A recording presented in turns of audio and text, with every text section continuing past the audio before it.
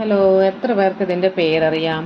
ഇതാണ് സാമ്പാർ ചീര. ഇതിന് പരിപ്പ് ചീര, കൊഴുപ്പ് ചീര, അങ്ങനെ ഓരോ നാട്ടിലും ഓരോ പേരിലാണ് ഇത് അറിയപ്പെടുന്നത്. ധാരാളം ജലാംശമുള്ള ഒരു ഇനം ഇലക്കറിയാണ് പരിപ്പ് ചീര. ഇതിൽ കൂടുതലായിട്ടും കാൽസ്യം, ഇരുമ്പ്, ഫോസ്ഫറസ് തുടങ്ങിയ മൂലകങ്ങൾ അടങ്ങിയിട്ടുണ്ട്. ബ്രസീലാണ് ഇതിൻ്റെ ഉത്ഭവം എന്ന് പറയുന്നുണ്ട്. എങ്കിലും നമ്മുടെ നാട്ടിൽ കളകൾ പോലെ സുലഭമായി വളർന്നു വരുന്ന ഒരു ഇനം ചെടിയാണ്. ഇതിൻ്റെ ഗുണങ്ങൾ അറിയാതെ പോകരുത്.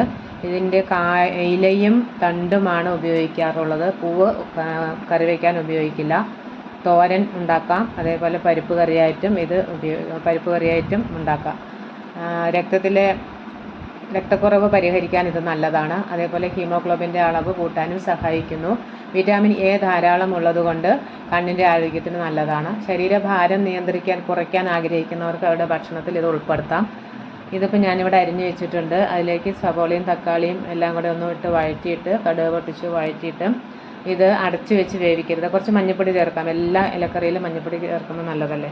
അപ്പോൾ ഇത് അടച്ചു വെക്കണ്ട കേട്ടോ. അതിൽ ജലാംശമുള്ളതുകൊണ്ട് അടച്ചു വയ്ക്കുമ്പോൾ ഒന്നുകൂടെ കുഴഞ്ഞു പോകും. തുറന്ന് വെച്ച് ഒരു 5 മിനിറ്റ് കൊണ്ട് ഇത് വെന്ത് വരും. വെന്ത് വന്നതിന് ശേഷം ആണ് തേങ്ങ ചേർക്കേണ്ടത്. ഇനി ആദ്യം ചേർത്താലും കുഴപ്പമില്ല. പക്ഷെ ഞാൻ എല്ലാ തോരനിലും ഇങ്ങനെയാണ്, തേങ്ങ കൂടുതൽ വേവിക്കാറില്ല. അപ്പോൾ എൻ്റെ ഇന്നത്തെ ഇലക്കറി ഇവിടെ റെഡിയായി.